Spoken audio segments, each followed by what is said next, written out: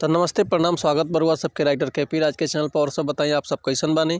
उम्मीद करते रहुआ सभी बढ़िया होखब अच्छा होखब। तो रहुआ सबन खातिर बिल्कुल हिट बिल्कुल ब्लास्ट मीटर आज लेके आ गए बनी पहला बार चैनल पर चैता गीत 2024 के ब्लास्ट चैता संग लेके आ गए बनी। उम्मीद करते रहुआ सबके बेहद पसंद आई भोजपुरी ट्रैक पर भोजपुरी चैता। उम्मीद करते रहुआ सबके बेहद पसंद आई। ऐसे पहले कहब रहुआ सबसे कि अगर हुआ गायकी में इंटरेस्ट बा नया नया मैटर के तलाश में बानी नया नया मैटर हुआ सबके नहीं मिलत। अगर हमारे चैनल पे आ गए बनी तो रुआ के निराश मिला के जरूरत नहीं है। ऐसे कि रुआ सबन खातिर हम हर एक प्रकार के सॉन्ग लिखी ले। अगर चैनल पर रुआ नया बनी तो चैनल के लाइक करी सब्सक्राइब करी बेल आइकन प्रेस कर दी ताकि कोनो वीडियो अपलोड करी तो सबसे पहले नोटिफिकेशन रुआ सबके मिले। ऐसे कि रुआ सबन खातिर हर एक प्रकार के सॉन्ग लिखी ले हम हिंदी होके या भोजपुरी होके लव सॉन्ग ऑर्केस्ट्रा सॉन्ग बेवफाई सॉन्ग या विवाह गीत या पूर्वी निर्गुण कौन भी तरह के रुआ है अपना मनपसंद के गाना लिखवा सके लिए वो बिल्कुल उसी चार्ज पर हमारा चैनल से। तो चलिए देखिए आज के मैटर कैसे बा आज के गाना कैसे बा कौन धुना कौन लय रुआ सबके हम गा के बताओ तनी।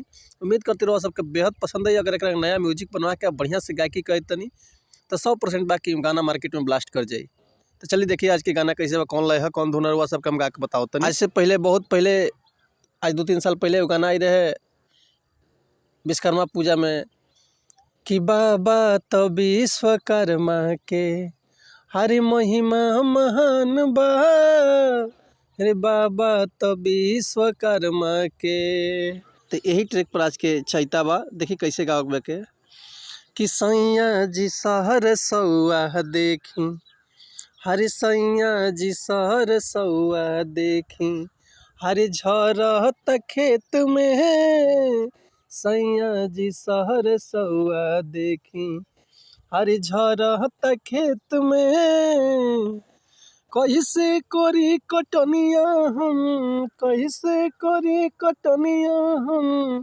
अरे बबुआ बपेट में सैया जी शहर सौआ देखी अरे झरत खेत में सैया जी शहर सौआ देखी।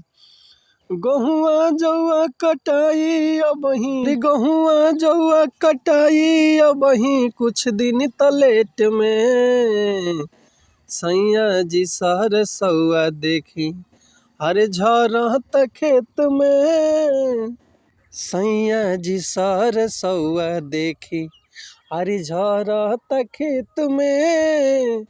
तो उम्मीद करते हैं मैटर वो सबके बेहद पसंद आयल है। अगर ये गाना के फुल लिखवाल चाहते हैं तो डिस्क्रिप्शन में हमारा कॉन्टैक्ट नंबर बा व्हाट्सअप नंबर बा कॉल कर सके व्हाट्सअप कर सके रुआ के बिल्कुल उसी चार्ज पे फुल गाना मिल जाए। ऐसे पहले कहब रुआ सबसे कि अगर हमारे गाँव में कोनो मिस्टेक भेल तो भी क्षमा चाहता नहीं। तो चलिए मिलते हैं नेक्स्ट वीडियो में कुछ नया गाना लेकर कुछ नया धुन लेकर। तब तक के लिए नमस्कार प्रणाम जय हिंद जय भारत जय भोजपुरी समाज हर हर महादेव बम बम भोले।